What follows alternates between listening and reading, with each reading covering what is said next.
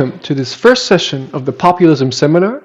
We will kick off our series with the Roundtable on Populism in times of Covid-19. Today's session is hosted by Andrei Zaslav, and the Q&A is moderated by Maurits Meijers. The Populism seminar is an initiative by Annika Werner, Robert Huber, Andrei Zaslav, and Maurits Meijers. Enjoy.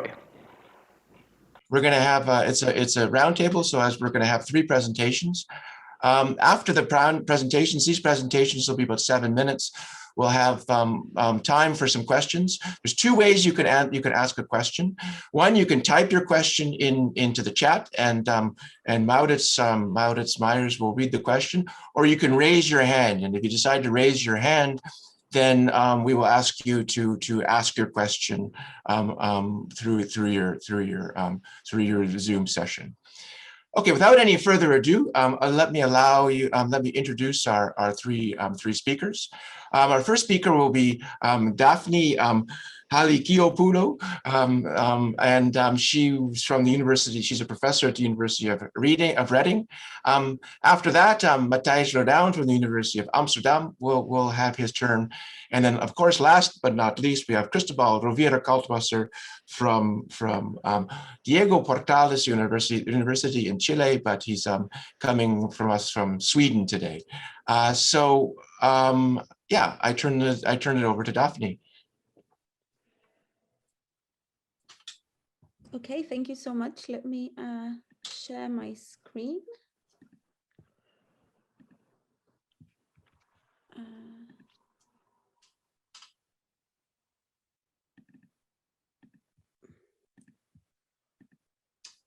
Can everyone see this? Yes. Okay, super. So thank you so much. Great pronunciation of my name there. So thanks for that. I'm really happy to be here at this inaugural session of the Populism seminar. This is a great initiative. So thanks for inviting me. And I have just a few minutes to talk a little bit about the COVID-19 pandemic and the rise, if you like, of far-right populism. So what I want to do is sort of set the ground a little bit, just start a bit theoretically, and I want to do 3 things. So I want to distinguish between the short-term picture and the long-term picture and look at Europe as a whole.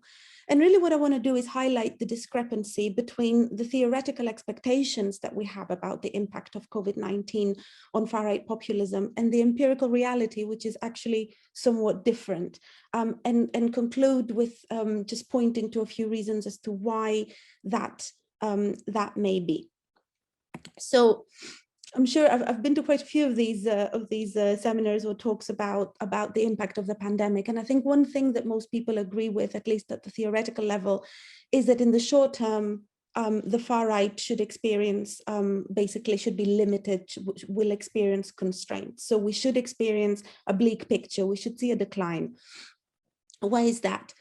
This is particularly the case for those populists in opposition, right? Maybe those in government, and I know we'll hear a bit more about that later, but those in government face different constraints because they could be punished, for example, for mishandling the pandemic. But those in opposition basically face the problem of valence. So they're not known as competent actors. They're not known as having experience in office. And COVID has highlighted the need for expertise. We need people who have competence, who have experience, who can actually implement policies that will help people deal with the impact of the pandemic. And that's not only health policies, but that's also economic policies. It's a question of balancing lockdowns with how the economy is faring, etc.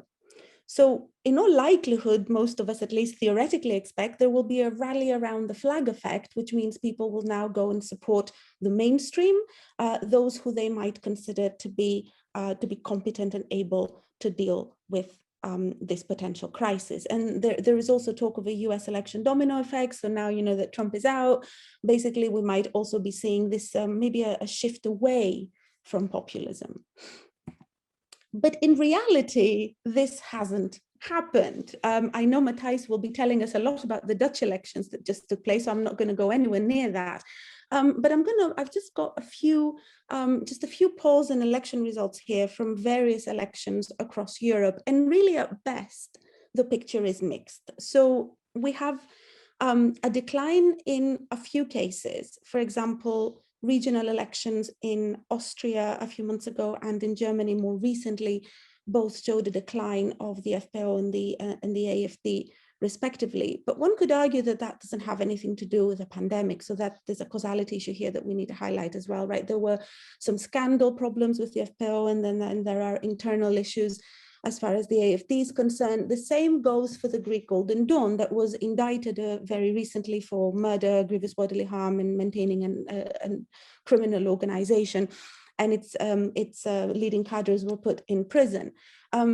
But at the same time, these parties have not really declined as much. So in Greece, while I've got the poll here, while the Golden Dawn may have done very poorly, Greek Solution is not doing that badly. And according to the latest polls, it will make it into the Greek parliament.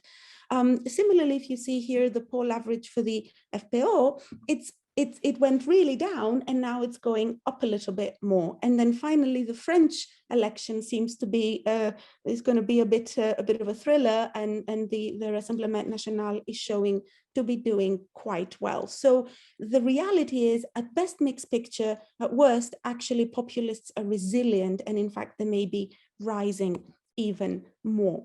Now, this bleak picture comes with the potential long-term expectations that we have, which are those of opportunity. So I think in the long term, we could expect the far-right populism to do even better, because they would be utilizing this nationalism issue. We're already seeing it with the nationalist vaccine wars that are going on, but also questions of restricting immigration, closing borders.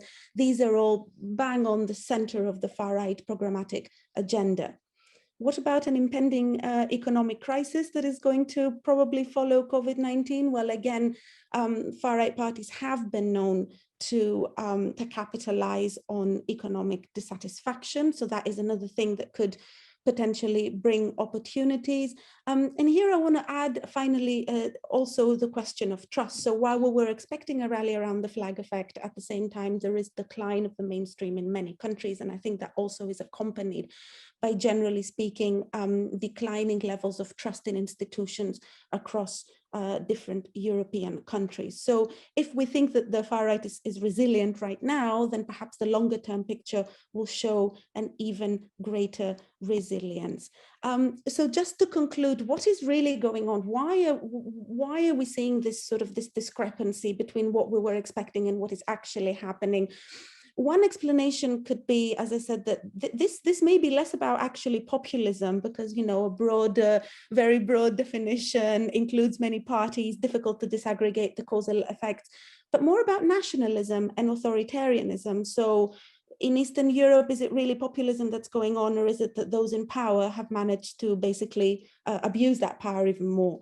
In Western Europe, is it about this nationalist narratives that are actually taking prominence, taking advantage of exactly, as I said, what is at the core of the programmatic agenda of the far right? Then I think there's also something else going on, something I've been working on quite a lot, which is this, basically the expansion of the far right voter base. I think one other thing that's going on is that different voter groups are voting for the far right for different reasons. So while some might indeed go for the rally around the flag, many other groups could be indeed galvanized by these nationalist narratives. So I think the broadening of the voter base means that there's a lot more, if you like, to play with, and particularly protest dynamics that are not only populism, right? Not just protest dynamics in terms of trust, but very broadly picking on economic dissatisfaction, cultural dissatisfaction, institutional dissatisfaction, all for different reasons. So I'm gonna leave it at that. I don't know if I'm on time or exceeded. Thank you so much, and I look forward to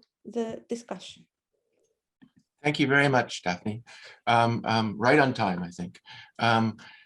Shall we turn it over to Matthijs right away? Yes, thank you, Andre, and thank you, Daphne. Interesting talk, and I'm going to also say a bit more about your final conclusion. I want to talk about the Dutch case, not because I am Dutch, but because we had elections just 2 weeks ago in the Netherlands, and I think the outcome of the elections can teach us some interesting lessons about the relationship between COVID-19 and populism. I'm going to focus on the populist radical right, by the way. First of all, I think that COVID-19 was bad news for populist radical right parties initially, in the first few weeks or months of the crisis. And the first reason is the rally around the flag effect. I'm not going to explain it anymore because Daphne already did it, but you can see it basically happening here. Here you can see the poll of the polls from the Netherlands, the Peilingwijzer, made by Tom Lauwersen. And here you can see this is the line for the VVD, the Conservative Liberals of the Prime Minister Mark Rutte. And you can see that support increased over the months. And this is clearly a rally around the flag effect. And you can also see these are the two populist radical right parties, the PVV of Geert Wilders and Forum for Democracy of Thierry Baudet. And you can see that it decreased, but not very steeply, I would say, just a little bit. A second reason why it was bad news is that populist radical right issues were not salient anymore. It was not about immigration, it was not about Europe, it was not about security, it was suddenly just about COVID and about health issues. And initially, this was not good news for the populist radical right. But then changes have taken place. And the first important change, I think, is that support for the government measures decreased over the months in the last year. Here you can see that in the first weeks of the crisis, trust in how the government handled the crisis was high. 75% supported the government measures, and now it is less than 50%. So that's a pretty steep decrease. And then also conspiracy theories are widespread. I think that's also important. And it's not strange because we know that when people are anxious, they're more likely to believe that there is this evil conspiracy that is conspiring behind their backs and basically betraying them, betraying their interests. And this is good news for the populist radical right because we know that the populist that people who are inclined to believe in these theories are also likely to support populist radical right parties and also have populist attitudes and radical right attitudes, by the way. So things have changed. And what also has changed is the populist radical right landscape in the Netherlands. We had two successful populist radical right parties, the PVV of Geert Wilders, but also Forum for Democracy of Thierry Baudet. And I have already said that I've shown you that support for these parties decreased in the first few months of the crisis. But later on, after the summer more or less, support for Forum for Democracy decreased even further, whereas support for the PVV increased again. And probably this was due to some extent to the radicalized ideas of Thierry Baudet about COVID-19. He was very strongly anti-lockdown, also spreading conspiracy theories about the lockdown. And this probably was not something that the more anxious Forum for Democracy voters wanted to hear. So they left the party and went back to Geert Wilders' Party for Freedom. Then later on, also a huge crisis broke out and the party basically fell apart. And as a result of this, the party lost even more seats. So basically many Forum for Democracy supporters went back to the PVV, first of all, because of Thierry Baudet's ideas about the lockdown, and secondly, because of the crisis as a result of scandals about racism and anti-Semitism. And you can see that here. This is the PVV of Wilders, and this is the Forum for Democracy party. The one party lost support, the other party gained support. What is also important, so what happened as well is that another party was founded, another populist radical right party called Ja 21, translated as the Right Alternative 21, but also Yes 21. And it's also the first letters of the first names of the founders of the party. And they basically presented their new party as a respectable neoliberal alternative to the PVV and Forum for Democracy. So that was their new niche in the populist radical right market. And then Forum for Democracy also changed course. So this party of Thierry Baudet, he was already radicalized, but after the crisis broke out in his party and many politicians and also members left the party, he decided to fully focus on his anti-lockdown message. So this was really a change in his party as well. So what are the results of what happened here? Well, after the elections, we now have a populist radical right that is bigger than ever, 1 in 5 seats more or less. And this is striking because the issues of the populist radical right are not salient right now. What is also new is that we have 3 populist radical right parties in parliament. This is also new.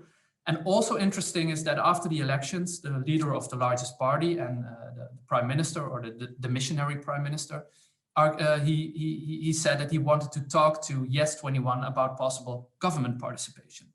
So why is this important? What are the implications? First of all, what is really important, I think, is that we now have a real bloc of populist radical right parties. So it's not just a left-wing and a right-wing bloc, but within the right-wing bloc, we have a moderate right-wing bloc and a populist radical right bloc. And traffic between the right-wing blocs, there is not that much traffic. There is not much traffic between the VVD and Forum for Democracy, for instance. It's only via Yes21. So there's really a bloc now.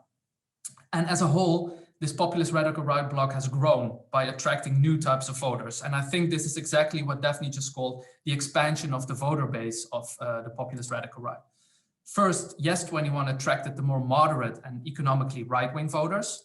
And secondly, Forum for Democracy attracted COVID skeptics, or however you want to call them, and those who believe in conspiracy theories. So in both ways, the bloc of the populist radical right has increased. And what also Daphne touched upon is what we also see is both radicalization and normalization of the populist radical right. Radicalization because Forum for Democracy has become more radical and is now even borderline extreme right. And Yes21 is increasingly conceived of as a normal right-wing party. Whereas when you look at their ideas, when you look at the program, it's clearly a populist radical right party. So the conclusion, I think in a fragmented multi-party system like the Netherlands, the party family of the populist radical right can grow if individual parties focus on different parts of the electorate. And this means that the populist radical right can grow beyond its core base. And also what is very important for this talk, for the discussion we will have, I think COVID-19 played a very important role in the current growth of the Dutch populist radical right. Thank you. Thank you very much, Matthijs, and right on time. Perfect.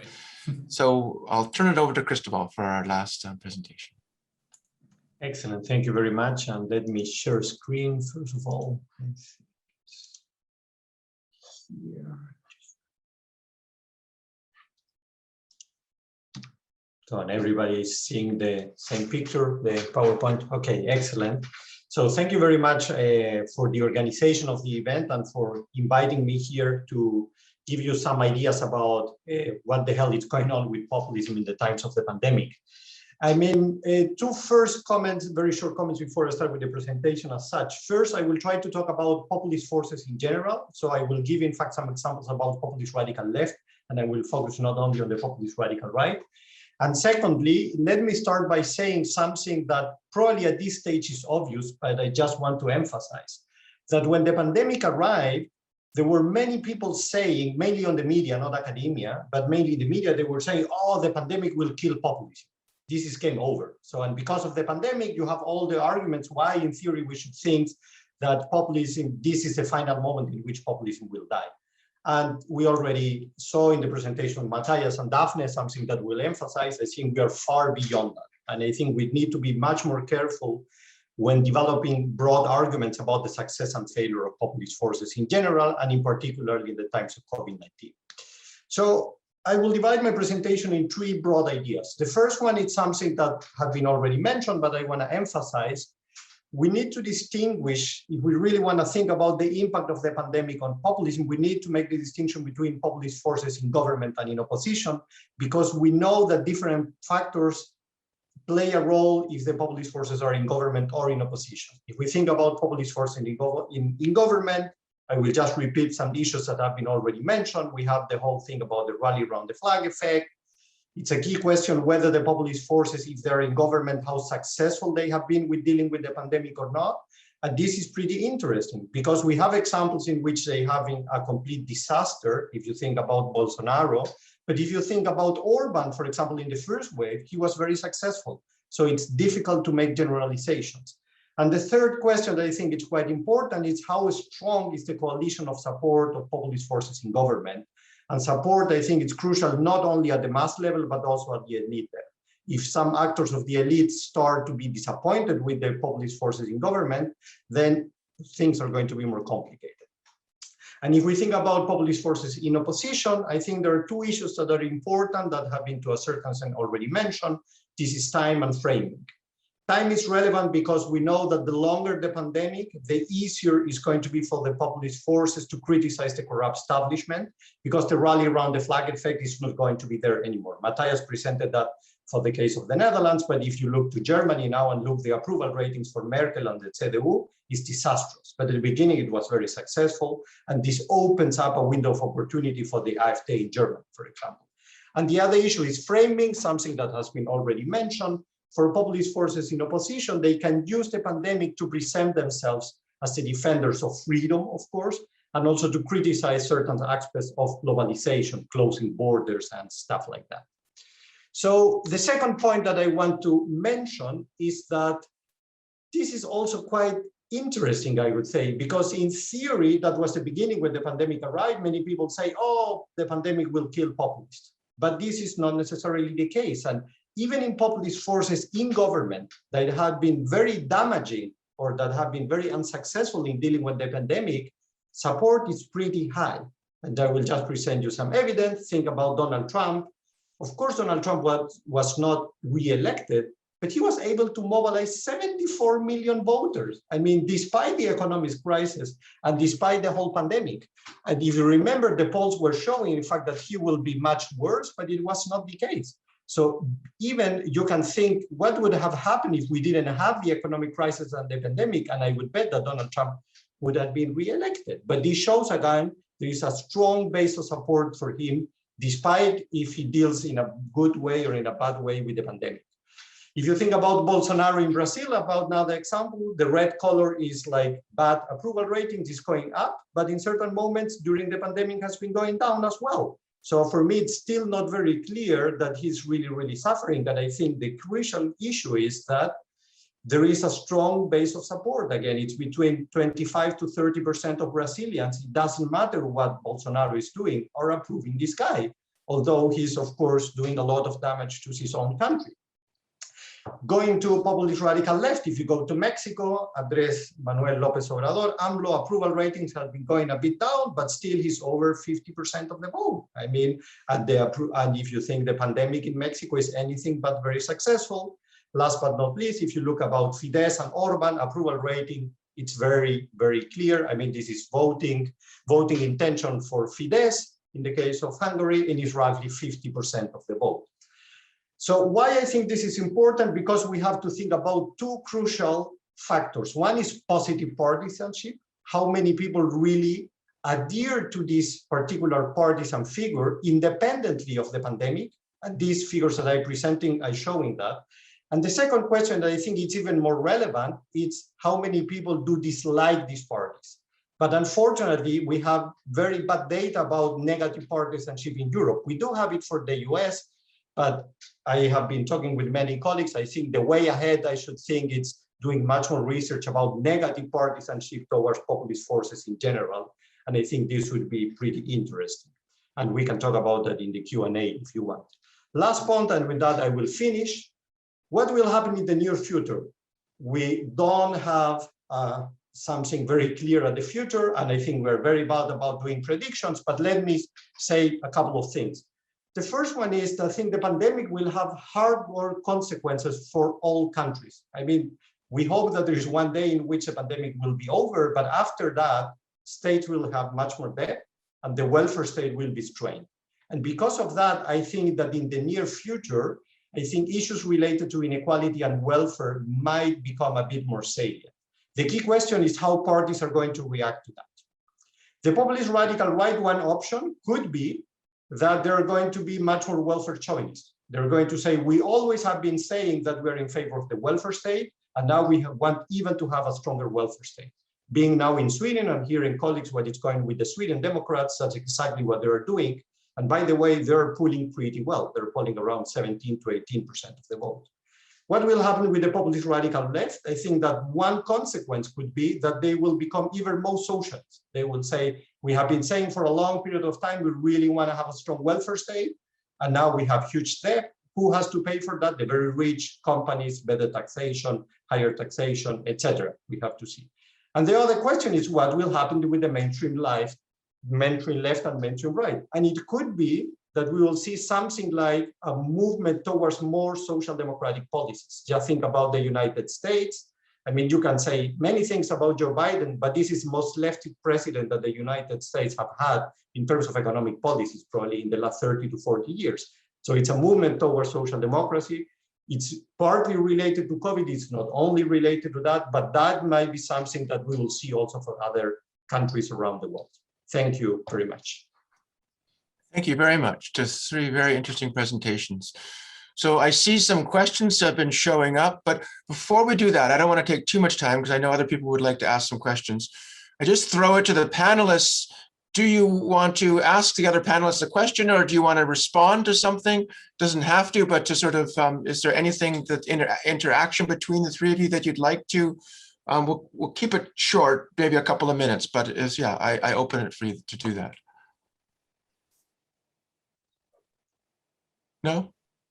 Can I raise one very short question, but you, Daphne and Matthijs, you can answer later on with the others. Because you are from the Netherlands, you know from the Dutch case and from the Greek case, what is going on with populist radical left parties in your countries? I mean, the Socialist Party in the Netherlands and also with Syriza. I would love to hear something about it. Okay, cool. Okay, then why don't I turn it over to Matthijs? And Matthijs, I see you have some questions I think that have shown up. Do you want to do that? Yeah, thanks. Thanks for these 3 very nice and concise presentations. I think they give a very nice overview about the different arguments we've heard between the relationship between the COVID-19 pandemic and populism. We have a couple of questions. So as a reminder to the audience, you can also raise your hand to open your mic if you want to say your question. We have a couple of questions in the Q&A typed, and one question is, I'm not sure if it's a question or a comment, but it's Bert-Jan Verbeek who says, I think we should distinguish between different dimensions of the crises. Policies to reduce the spread of the virus, policies to produce and procure vaccines, and policies to distribute vaccines. And he says different things are happening in these different dimensions.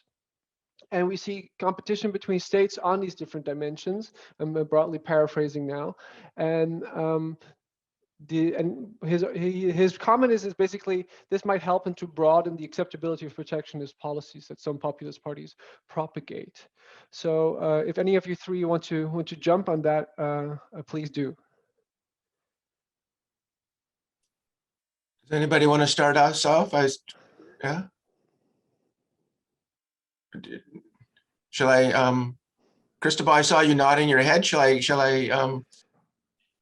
Yes, I mean, short on that, I think that Bert-Jan it's right, but I think this would probably applies more in general. If you will ask me to do research, for example, about how populist parties in general, or a specific case, let's say the Netherlands or the case of Greece or Spain, probably we have to look at different policy dimensions, because it could be that in some policies they're in favor, let's say that they're in favor of vaccination, but it could be that, for example, they have like certain approaches about how vaccines should be distributed. Populist radical right parties, I bet that it will talk a welfare chauvinist stance, and they will say only the real natives should get the vaccine, for example, but it might be they're in favor of the vaccines. And the example that Bert-Jan is doing about distinguishing these different policies is useful, but I think this probably applies to many other dimensions, not only issues related to the vaccine as such. Daphne, you had a nice story about variation. Can you link this to variation? Do you think that this has any tie with variation in success or not? I mean, I think variation has basically context specific matters, right? So I think, and I was when I was listening to Matthijs talk about the Dutch case, I wrote a little note here next to me saying, is this the aberration or is this the norm? So I think the picture is it going to be what we're going to see now, that this far right is going to be creating sort of, you know, different powerful blocks and even different parties capturing different parts of the voters, or is this just really an aberration of what's going on in Europe? And I think the policies are very similar, right? So I do think that your point that you made about the welfare chauvinism is something that may happen across the board, right? Because it's a beautiful opportunity for these parties and they've already done it. So they have this, you know, British jobs for British workers, or generally, so you talked about Scandinavia as well. So it's already a thing that they're doing, but I also think that they're doing it to different extent. So I do wonder how much role variation plays here, actually. Matthijs, did you think it played a role in the Netherlands? I mean, you talked about different peaks, and do you think that different aspects of the crisis, what the government policies did, that it had different effects on the populist parties? Yeah, absolutely. And I think it's not only the government policies, but it's also more general, the way in which things are framed, or the way in which parties have behaved in the past. So, for instance, if you look at I think what is important is that COVID-19 is not directly related to populism or the far right. So it is an issue that is not part of the core ideology of these parties. And I think that's important because it could go either way. So these parties can be strongly in favor of lockdowns. They can be in favor of opening up the country.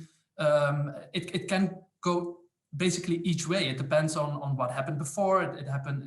It is dependent on how things are framed. And I think another issue that is very that can endorse this claim I make now is climate change. I think populist radical right parties now have most of them have a specific idea about climate change. They're climate skeptic to quite some extent. But it need not be that way. It can also be the other way around ideologically. I mean, they can also argue that, well, because of climate change, there will be more immigrants. So we have to spend a lot of money on this issue. So therefore, it really depends on how things are framed and how these parties act on it. So but the point I want to make is that not only the policies matter, but also the way in which parties act upon these policies.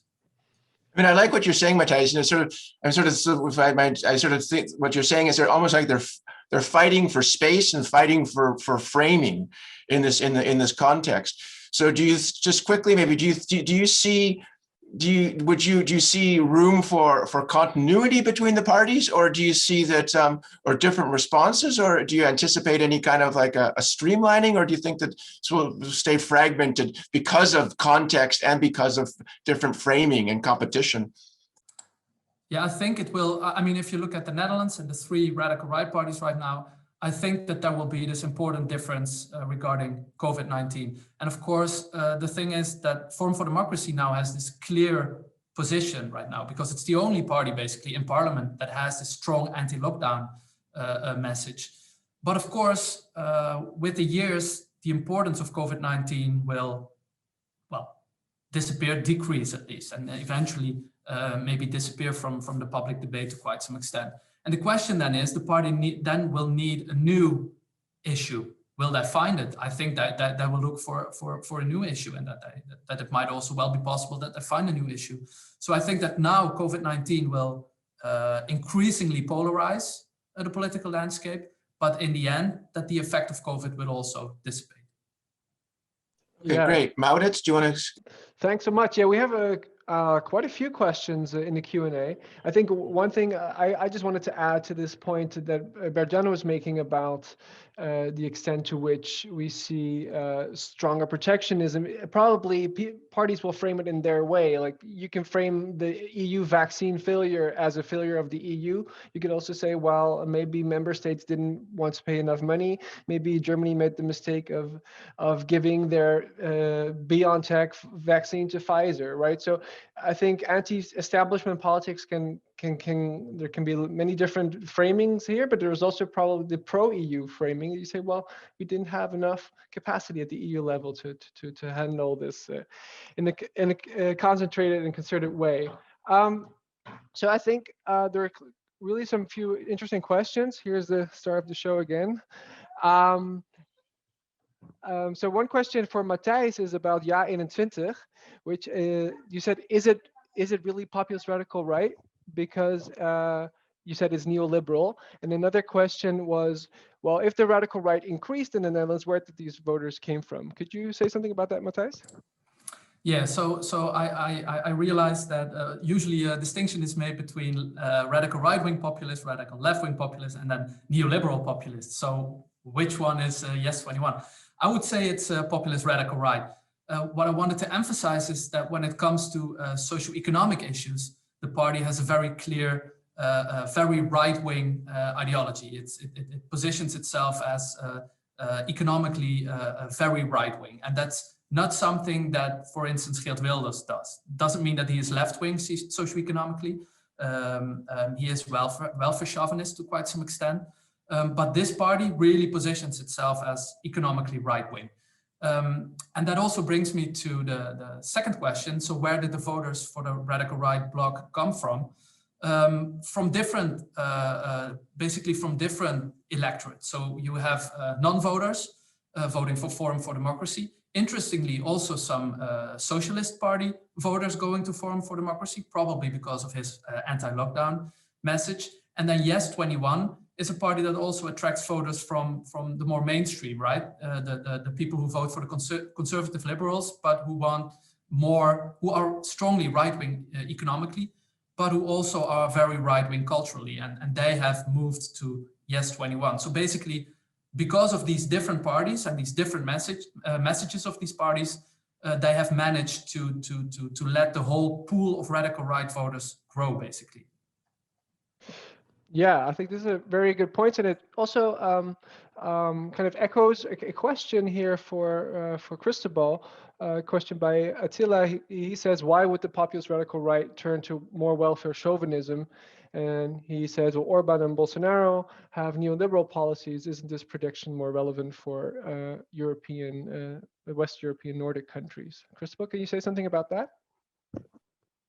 Yes, I mean, this is a very good question, and I think the argument depends a lot on the context. And as Attila is saying, it makes a huge difference in those countries that are relatively well off in terms of how well developed the welfare state is, as for example in Sweden.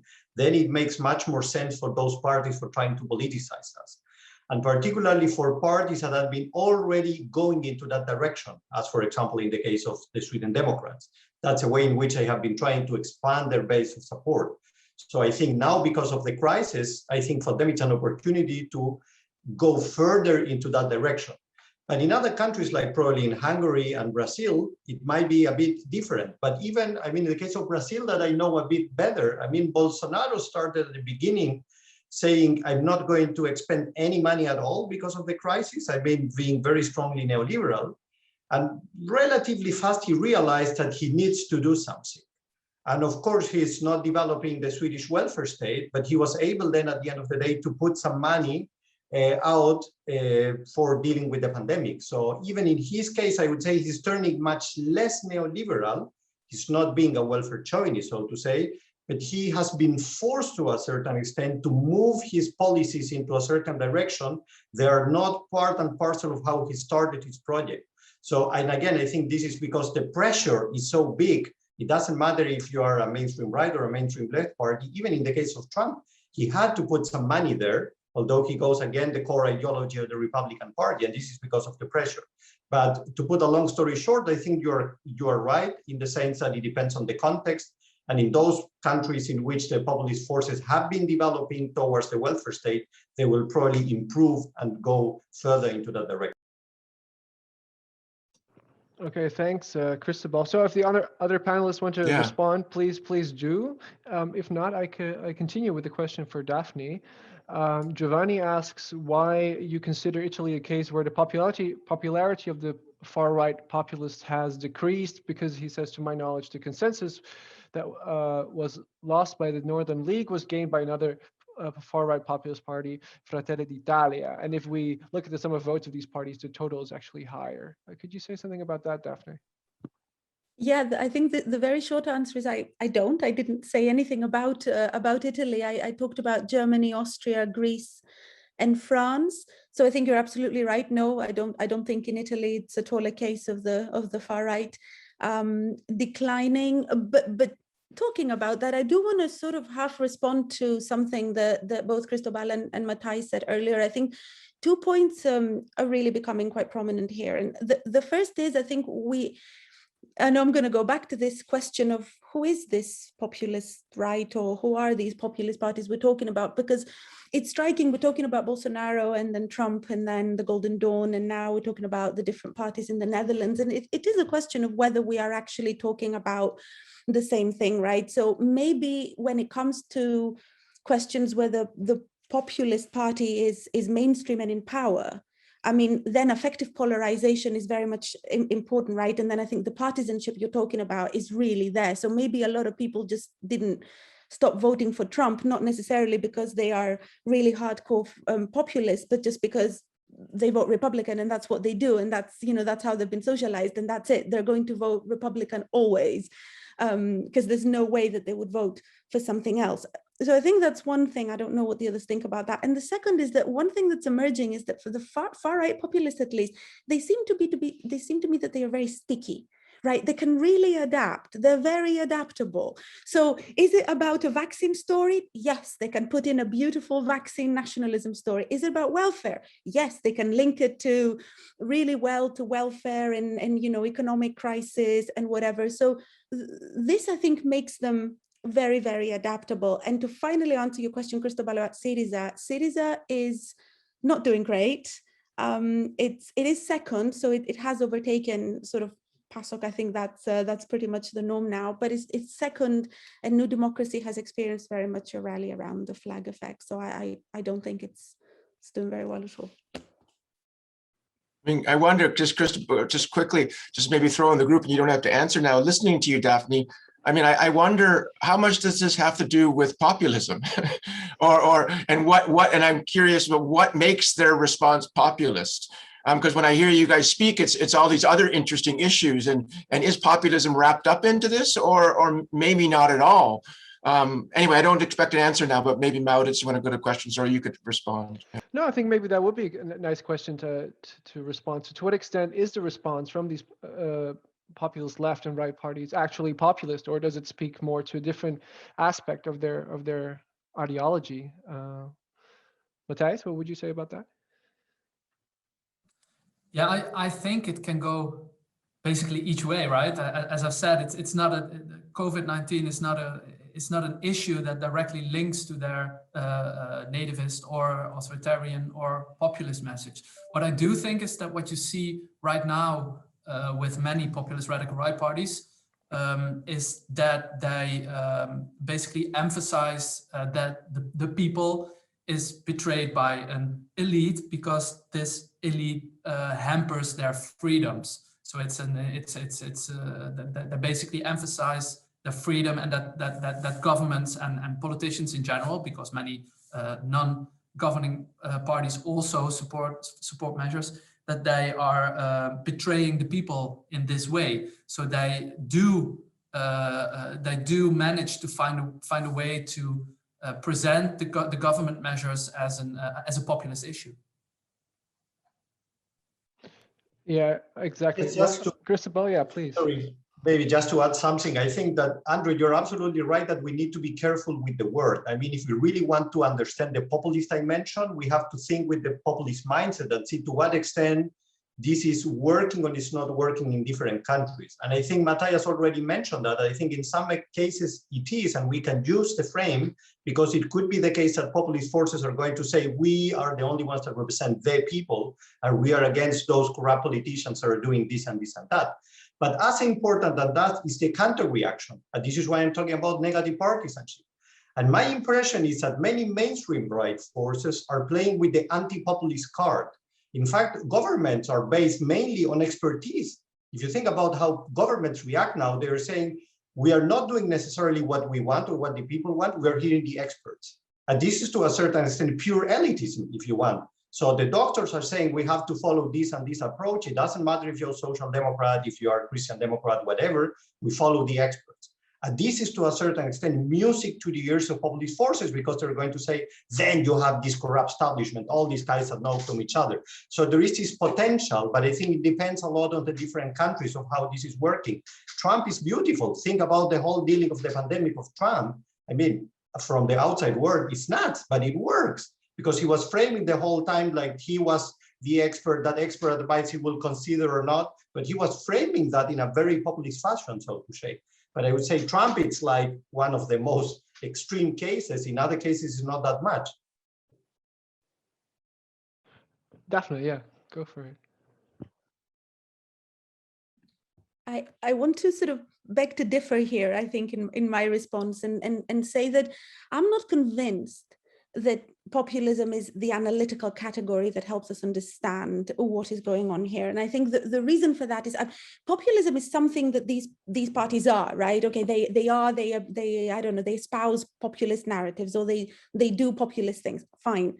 But it's a descriptor of what they are and what they do. But I don't think it's an analytical category that explains why they are doing so well. Having, you know, if it was, then the problem, in other words, that we're having is that this is such a broad category. Sure, there's a lot of parties, and it takes us to my previous issue, right? There's a lot of parties that talk about the elites. There's a lot of parties that talk about the people. How do we distinguish what we're really talking about? I really think there's more of a nationalism story going on here. That doesn't mean these parties aren't populist, but I think it means that nationalism helps understand more, not only why they are reacting this way themselves, but why there is so much support for them, despite the fact that expertise is wanted right now, right? I mean, why are people, this is a real puzzle. I think a lot of my research is puzzle driven, right? I really like questions that need to be solved. And I'm not sure that populism solves the far right puzzle right now, because these parties are doing well despite the fact that they shouldn't be. They shouldn't be because they just have no history of actually representing the people in an efficient and proper manner during crisis, and yet here they are. So I'm not convinced that populism is the right answer here.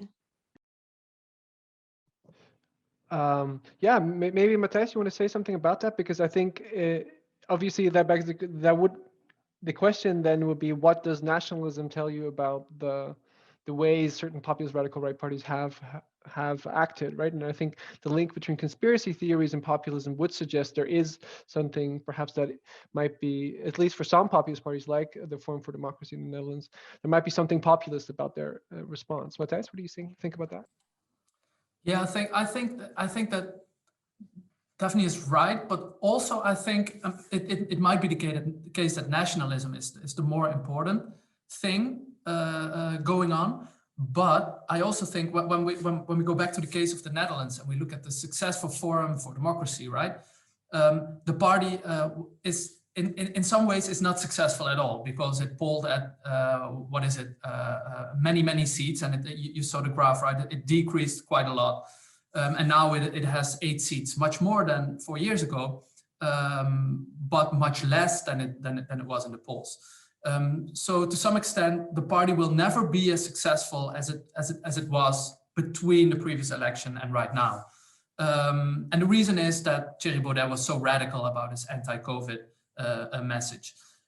But also because of this message, he managed to convince a group of voters to go to the polls and to vote for him. So to some extent, he did manage to let the whole bloc of the populist radical right grow without becoming a very big party himself. So I think that by focusing on different things that might be more populism related, could be more nativism related, when these parties focus on different issues in a multi-party system, they can manage to let the whole group be successful. And that is, I don't think that it's orchestrated by these 3 parties, not at all, but it did happen. And I think that is something that we will see more often in the future. Okay, great. Thanks for the answer. We actually have quite a few questions, so I'm not sure if we will be able to answer all of them, but we'll do our best. One question by Alina, she says, she wonders, well, how do you see the negative crisis management by the EU, especially with respect to vaccination, how that could affect your skepticism, especially the populist radical right? Maybe Daphne, can you say something about that?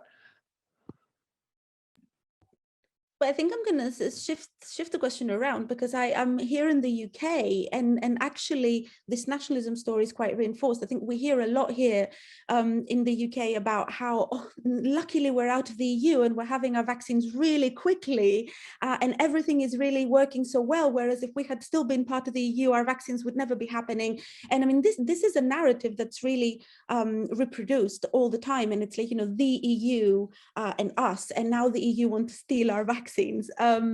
So I think this is very much going on, and I think that it's kind of used also as a narrative to vindicate Brexit, right? So it's a great thing that we we managed to get this done. So it points, I think, more to my talk, to my point about this whole vaccine nationalism going on, and how these parties use narratives. Although here in the UK, it's not a far-right party anymore, because the far-right party ideas have been taken over beautifully by the mainstream, which is something we haven't talked about.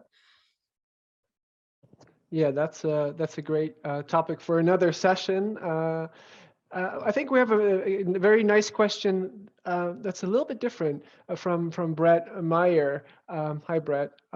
So the question is, so how do you think that long-term structural changes in the economy that have been jump-started by COVID, such as working from home and increased opportunities to outsource to telemigrants, might affect support for populists and who supports them? So I think this is perhaps a bit of a future outlook, but Cristobal, as you kind of already had some ideas about how these things might develop, maybe you want to take on this question. Sure. I mean, let me very short comment on the issue of Euroscepticism. I mean, something that I want to add is that I think that of course, you can read the whole handling of the European Union as a very unsuccessful story. But let's imagine for a second that there were no European policy. And this would be the end of the European Union. But then what would have happened is that the very rich countries would be in the same situation that the UK, and poorer countries who were struggling with the vaccine. And you will have an internal battle within the European Union. I mean, you can say many things about that this issue is not working well, but it generates the same problem for the whole European Union. And for the Union, I think that's much better than the other way around. Because if you have like countries getting a lot of vaccines, that would be a disaster, particularly because those would be France, Germany, the Netherlands, the usual suspects, and Eastern Europe and Southern Europe will start to criticize. Okay, and the long-term structural changes, I think that this is in theory, a big opportunity for the left, because what it's showing is that you have job markets that are very precarious situation. And we know that these people that are in this very precarious situation normally don't vote for the populist radical right. It's a small fraction of them. This is in theory, is the left, and not necessarily the radical left. This is also for social democrats. They're willing to reframe their policies and saying, look, because of the pandemic, we have this structural problem with the job markets and we need to develop better policies. This could be an option of how the left can try to present itself as a progressive actor with social democratic policies. I mean, this could be, of course, an opportunity, but it's a big if, because it means that parties need to rethink themselves, need to propose certain policies. And this is why I'm saying at the end of the day that it depends a lot of how mainstream parties in general will react to the structural changes of the pandemic. Yeah, I would agree that there is potential there. There is a big if, and the big if is also if these parties actually mobilize on these issues. And I think the left in the Netherlands clearly failed to do that, although there are structural things that really come to the fore in the pandemic that were not addressed. Daphne and then Matthijs on this issue. You're still muted, Daphne. Sorry.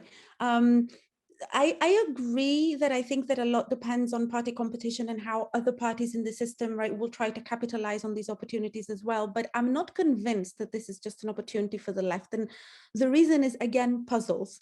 The far right has always capitalized, funnily enough, out of things that we didn't think that they would, right? So the economic crisis, who would vote for the, who would you vote for if you're having serious economic problems? Well, the left, right? Because the left are going to focus on redistribution and give the voters what they want. Hasn't happened. It's the right. So I do think that via this welfare chauvinism policies and via this whole sort of, jobs for natives and different policies for the ways that, our nation can become better and whatever, is a serious opportunity for the right. But I agree with you that the different party systems, maybe we can draw patterns here, right? So maybe multi-party systems in Europe will have very different dynamics than two-party systems. And again, maybe in Eastern Europe, where you have the mainstream authoritarian kind of dynamic, again, there will be a very different type of response. Yeah, I wanted to add that I think that in the next months, years, the socioeconomic differences will become more apparent, and that will be good news for different types of parties. And I think that, and now I want to go back to one of the questions Cristobal has asked in the beginning: why did the Socialist Party in the Netherlands and also in other countries perform so poorly? And I think that to some extent an explanation could be that that elections are that they are too soon. We are still in the middle of the pandemic, and the inequalities will play out only later. And I think that once it will be clear what the effects are in this respect, that people are really thinking about that and not about their own situation and the lockdown, etc., that then these parties might become more successful. Because I'm also always surprised by why these parties in many European countries are not performing really well, because there are many voters for them to attract. But I also think, and I agree with Daphne, that welfare chauvinism is of course also a huge opportunity for the far right. So the message, tough on immigration, soft on care, will be used by the far right also when socioeconomic inequalities are increasing. Much. Yeah, we still have so many great questions, which we unfortunately cannot answer in the formal part. We can perhaps keep the session going a little bit longer if people still want to be there. And but then I give now the floor to my co-host Robert Huber, who will sing us out. Marvelous. Thanks a lot. Let me just first of all thank all panelists, but also the participants for taking the time and making this a quite successful start, I would say. Just to give you brief information, we mentioned this before, there are going to be more sessions. Obviously, we have Paul Kenny and Jakob Schwörer in a month's time on populists in government and what effects they have. And then we have a quite exciting panel on populism and democracy with Sarah de Lange and Roland Nese. So this is going to be quite exciting at the end of May, actually. As Andre said in the beginning, we are going to have an open call in the fall or in the summer for the fall sessions. So please participate in these other sessions, but obviously also check out our Twitter account from time to time, or what we post in several Facebook groups. And we really look forward to seeing you soon again in the next sessions. So thanks a lot. And I think we just stay here for a bit and talk a bit more for those who are interested, but kind of wrap up the formal part. Many thanks. Thank you very much for this. And listening to everybody speak, I realized how much I missed all of this. And sometimes I think that I worry, but that when this is all over, maybe we'll actually realize how much we miss things. And I think listening to you guys talk, it's really this stimulation and all the great ideas. And I really thank you for your great presentations. It was really made us think. And I think this is, yeah, again, thank you. A great opening to our The Populism seminar.